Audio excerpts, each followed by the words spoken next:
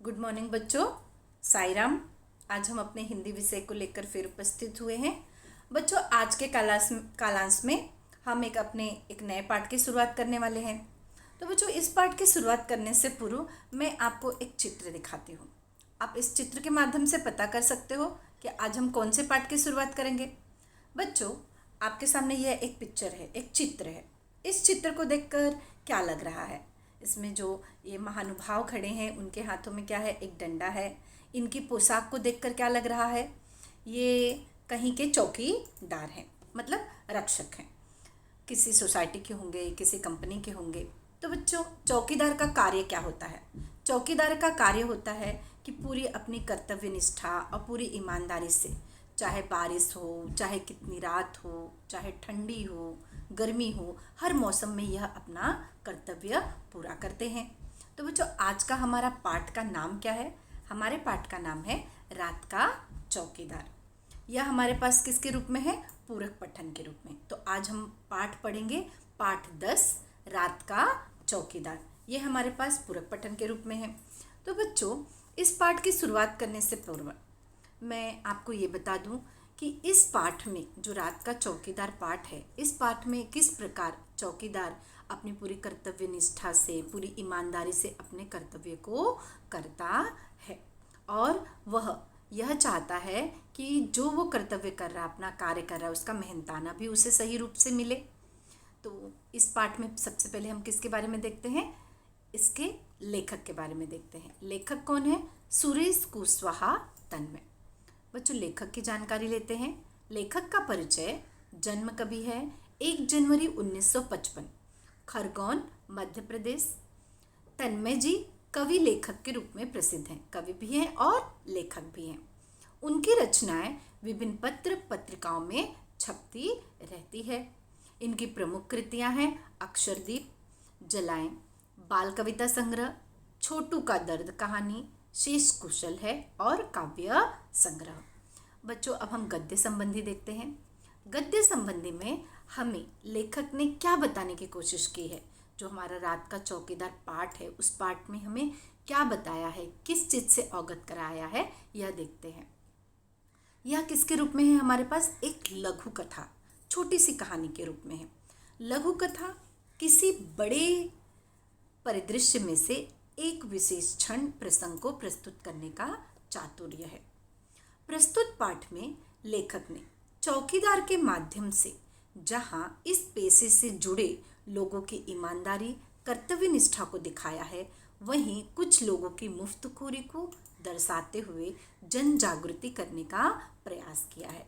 इस पाठ में लेखक ने क्या बताया है कि जो चौकीदार है उसके माध्यम से हमें ये बताया है कि किस प्रकार चौकीदार अपनी ईमानदारी और कर्तव्य निष्ठा को दिखाकर अपना कर्तव्य करता है। लेकिन कुछ लोग क्या करते हैं? कुछ लोगों के मन में मुफ्तखोरी के भाव होते हैं। जैसे चौकीदार हमारे घर की, हमारी सोसाइटी की सुरक्षा करता है, तो उसका भी तो मेहनताना देना बनता है ना। लेकिन कुछ लोग क्या सोचते हैं, चलो सामने वाले घर ने दिया है ना, तो हमें देने की क्या ज़रूरत है। मतलब मुफ्तखोरी में जीने की आदत होती है। तो उनको जन जागृति के रूप में हमारे सामने दिखाने का प्रयास किया है। बच्चों, ये पाठ की शुरुआत करने से पहले मैं आपको एक छोटी सी कहानी बताती हूँ कि किस प्रकार ये जो मुफ्तखोरी की भावना होती है वो नहीं होनी चाहिए। हमारा जो कर्तव्य है, हमारा जो फ़र्ज है, हमें उसे निभाना चाहिए। एक गांव होता है, उस गांव के लोग मेहनती तो होते हैं, लेकिन उनमें एक ये बात होती है कि कभी अपना एक भी पैसा किसी को दान दक्षिणा देने में विश्वास नहीं रखते। एक दिन वहाँ एक साधु आते हैं, तो साधु से बातें होती हैं। गांव के लोग साधु को एक रोटी का टुकड़ा देने को भी तैयार नहीं होते। सोचते ही उस घर के लोग दे देंगे, उस घर के लोग दे देंगे, ऐसा। साधु बताते हैं एक काम, एक युक्ति सुझाते हैं। बोलते हैं उनका फ़र्ज याद दिलाने के लिए एक मटका बाहर रख देते हैं और बोलते हैं हर घर के लोग थोड़ा थोड़ा दूध, मतलब आधा ग्लास दूध इस मटके में डालिए। सभी लोग, हर घर के लोग सोचते हैं कि हम क्यों दूध डालें, दूसरे वाले घर तो दूध डालेंगे ही, हम आधा ग्लास पानी ही डाल देते हैं, क्या फ़र्क पड़ता है, किसने पानी डाला दिखाई थोड़ी देने वाला है। और उतने सारे दूध में आधा ग्लास पानी कहाँ दिखाई देगा, पता कहाँ चलेगा। ऐसा ही सोच के एक दूसरे के बारे में सोच के वो घर के डालेंगे, उस घर के लोग, इतना सारा घर है, 50 घर है, तो 50 घर के लोगों में एक घर पानी ही डाल देगा तो क्या फ़र्क पड़ेगा। ऐसा सोचकर सब उसमें क्या डाल देते हैं, पानी डाल देते हैं। बाद में जब संत महात्मा उस मटके को लाते हैं और सब गांव वालों को इकट्ठा करते हैं, दिखाते हैं, बोलते हैं देखिए यहाँ पर क्या है, पानी ही पानी है, दूध है ही नहीं। तो आपका जो कर्तव्य है, जो आपका फर्ज बनता है, वो उसे पूरा करना चाहिए। आप जब किसी से कार्य कराते हो तो उसका मेहनताना आपको देना बनता है। ऐसा साधु महात्मा लोगों को सीख देते हैं। तो चलो, ये तो कहानी देखी हमने बच्चों। अब हम अपने रात का चौकीदार की कहानी देखते हैं कि लेखक हमें क्या बताते हैं। इस पाठ में शुरुआत करते हैं।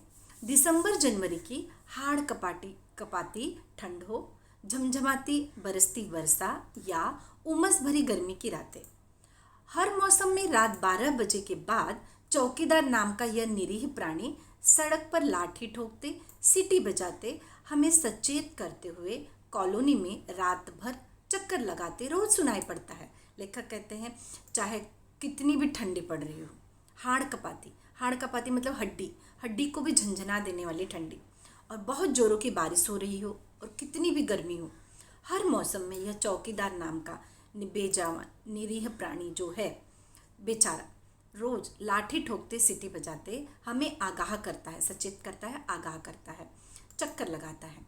हर महीने की पहली तारीख को हल्के से गेट बजा कर खड़ा हो जाता है। साहब जी पैसे, कितने पैसे, वह उससे पूछता है। लेखक कहते हैं साहब जी 1 रुपया, रोज के हिसाब से महीने के 30 रुपये, आपको तो मालूम ही है। मतलब चौकीदार अपना मेहनताना कितना लेता है, रोज का 1 रुपया, तो महीने का कितना हो गया, 30 रुपया। आगे क्या होता है, अच्छा एक बात बताओ बहादुर, हमारे चौकीदार का नाम क्या है, बहादुर। अच्छा एक बात बताओ बहादुर, महीने में तुम्हें कितने घरों से पैसे मिल जाते हैं। साहब जी यह पक्का नहीं, कभी 60 घर से, कभी 50 से, तीज त्योहार पर बाकी घरों से भी कुछ मिल जाता है, इतने में ठीक ठाक गुजारा हो जाता है हमारा। तीज त्योहार मतलब बच्चों, जब कोई त्यौहार आता है तो लोग चौकीदार को थोड़ा सा बोनस के रूप में कुछ पैसे दे देते हैं। तो वही चौकीदार यहाँ कहता है कि करीब मुझे कितने घरों से मिल जाता है, 60 घर से और कभी 50 घर से, पर कॉलोनी में तो 100-125 से भी अधिक घर हैं, फिर इतने कम क्यों। तो फिर तुम उनके घर के सामने सीटी बजाकर चौकसी रखते हो कि नहीं, उसने पूछा। लेखक ने पूछा कि घर कॉलोनी में तो 100-125 से भी अधिक घर हैं, तो क्या करते हो तुम, उसमें भी सीटी मतलब उनकी चौकसी नहीं करते जो घर के लोग तुम्हें पैसे नहीं देते। चौकीदार क्या कहता है, हाँ साहब जी चौकसी रखना तो मेरी जिम्मेदारी है, मैं केवल पैसे के लिए ही काम नहीं करता, फिर उनकी चौकसी रखना तो और ज़रूरी हो जाता है। किसकी, जिन घर के लोग उन्हें पैसा नहीं देते। भगवान नहीं करे यदि उनके घर चोरी वोरी की घटना हो जाए तो पुलिस तो फिर भी हमसे पूछेगी ना, और वे भी हम पर झूठा आरोप लगा सकते हैं कि पैसे नहीं देते इसलिए चौकीदार ने ही चोरी करवा दी। ऐसा पहले मेरे साथ हो चुका है साहब जी। यहाँ पर चौकीदार बताता है लेखक को कि जिस घर के लोग मुझे पैसा नहीं देते उनका तो और ध्यान रखना पड़ता है, डर लगता है कि अगर कहीं चोरी वोरी की घटना हो गई तो ये लोग मुझ पे ही झूठा आरोप लगा देंगे, और ऐसा मेरे साथ पहली बार हो चुका है, ऐसा चौकीदार बताता है। आगे, अच्छा ये बताओ रात में अकेले घूमते तुम्हें डर नहीं लगता। डर क्यों ही नहीं लगता साहब जी, दुनिया में जितने जिंदा जीव हैं सबको किसी न किसी से डर लगता है। बड़े आदमी को डर लगता है तो फिर हम तो बहुत छोटे आदमी हैं। यहाँ पे चौकीदार भी इंसान है ना बच्चों, उसे भी तो डर लगता होगा, क्या उसे डर नहीं लगता होगा, हमें तो डर लगता है, तो उन्हें भी डर लगता है। बड़े से बड़ा आदमी है उसे भी डर लगता है। कई बार, अब किससे डर लगता है चौकीदार को, प्रश्न पूछा जाता है। कई बार नशे पत्ते वाले और गुंडे बदमाशों से मारपीट भी हो जाती है। शरीफ दिखने वाले लोगों से झिड़कियाँ, दुत्कार और धौंस मिलना तो रोज की बात है। चौकीदार कहता है कि ये तो गुंडे बदमाश हैं, इनसे तो मारपीट हो जाती है चलो, लेकिन जो शरीफ दिखते हैं ऐसे लोगों से झिड़कियाँ, दुत्कार और धौंस मिलना तो रोज की बात है।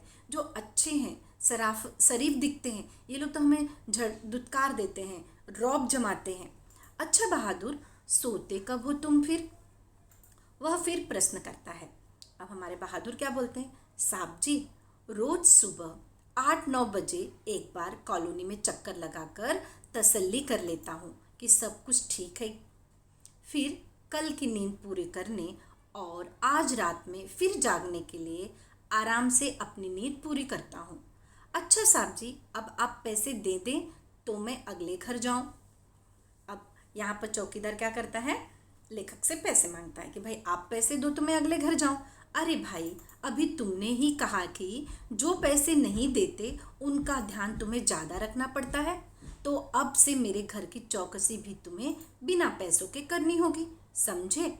जैसी आपकी इच्छा साहब जी। और चौकीदार अगले घर की ओर बढ़ जाता है। चौकीदार को पैसे नहीं मिलते, कोई बात नहीं, वो अगले घर की तरफ बढ़ जाता है, चला जाता है।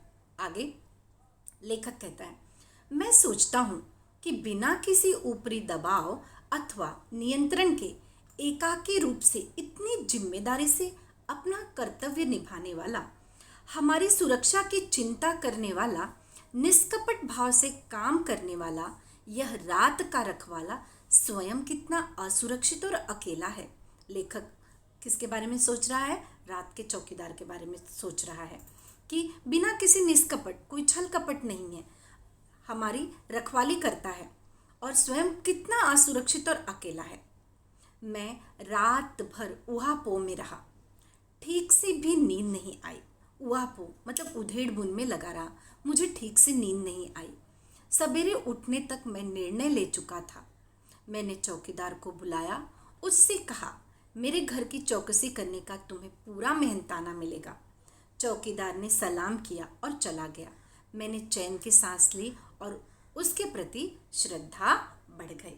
मतलब लेखक ने अंत में यह सोचा कि मुझे चौकीदार का मेहनताना देना होगा, और वह चौकीदार को बुलाता है और उसका मेहनताना उसे देता है। कहता है ना लेखक, उसने उससे कहा, मेरे घर की चौकसी करने का तुम्हें पूरा मेहनताना मिलेगा।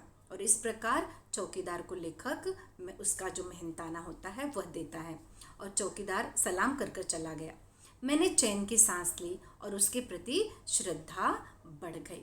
तो बच्चों, इस प्रकार हमने ये रात का चौकीदार जो लेसन है, जो हमारा पाठ है, बहुत ही छोटा है लेकिन बहुत ही अच्छी छोटी सी कथा है कि किस प्रकार जो व्यक्ति पूरी जिम्मेदारी से अपना कर्तव्य निभाता है उसका मेहनताना हमें देना चाहिए, और सही समय पर भी देना चाहिए। कितने लोगों की आदत होती है, उनके पास होता है पैसे लेकिन वो आज नहीं, कल आओ, परसों आओ, दे दो, आपको देना है तो दे दो।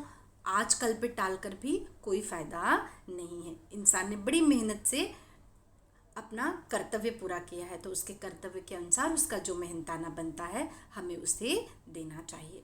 तो इस छोटी सी कथा से हमें ये सीख मिली कि जो व्यक्ति पूरी ईमानदारी मेहनत से कर्तव्य करता है तो उसके कर्तव्य, उसकी इज्जत, उसकी मान मर्यादा, उसका सम्मान करते हुए हमें उसकी जो मेहनताना है वो देना चाहिए।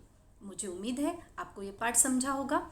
चलो, इससे संबंधित प्रश्न क्या हो सकते हैं ये भी हम देखते हैं। इससे संबंधित कठिन शब्द इस प्रकार और मुहावरे: उमस, उमस मतलब उष्णता, गर्मी। धौस मतलब रोब जमाना, धमकी देना। ऊहापोह का अर्थ है उधेड़ बुन। अब मुहावरा, दो मुहावरा है। तसल्ली करना, समाधान करना। चैन की सांस लेना, आश्वस्त होना। अब बच्चों, मुहावरे का अर्थ तो दिया है, वाक्यों में प्रयोग अगर आप करो तो आपके लिए बहुत अच्छी बात है। आपकी नोटबुक है, आप ये इसका वाक्यों में प्रयोग करके रख सकते हो, परीक्षाओं में पूछा जाता है। अब प्रश्न है, चौकीदार से मारपीट करने वाले कौन आते थे? चौकीदार से मारपीट करने वाले गले की वो गुंडे, बदमाश, नशा पत्ती वाले। और 4 बॉक्सों में है, एक में गुंडे आएगा, एक में बदमाश आएगा, एक में पत्ते खेलने वाले और एक में नशा करने वाले। तो 4 बॉक्स में 4 प्रश्न के उत्तर आ गए। आगे है, चौकीदार द्वारा पैसे न देने वाले घरों की भी रखवाली करने का कारण। सिंपल है, हमने पाठ में पढ़ा था। चौकीदार द्वारा पैसे न देने वालों घरों की रखवाली करने का कारण ये है कि अगर गलती से भी उनके घर पे चोरी हो गई तो सब इल्ज़ाम किसके सर लगेगा? सर इल्ज़ाम चौकीदार के सर लगेगा। इसलिए चौकीदार उनके घरों की और अच्छी तरीके से रखवाली करता है। चौकीदार की असुरक्षा का कारण, चौकीदार की असुरक्षा का कारण ये है कि कभी कभी जो नशे करने वाले होते हैं, जो गुंडे बदमाश होते हैं, उनसे उनकी क्या हो जाती है? मारपीट भी हो जाती है। तो वह भी क्या है? असुरक्षित है। तो यह है उसकी असुरक्षा का कारण।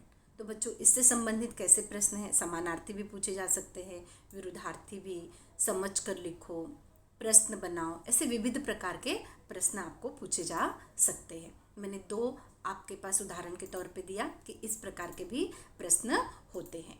तो बच्चों, उम्मीद है ये पाठ समझ में आया होगा। पूरक पठन, रात का चौकीदार। अगली बार अगले पाठ के साथ उपस्थित होंगे। धन्यवाद।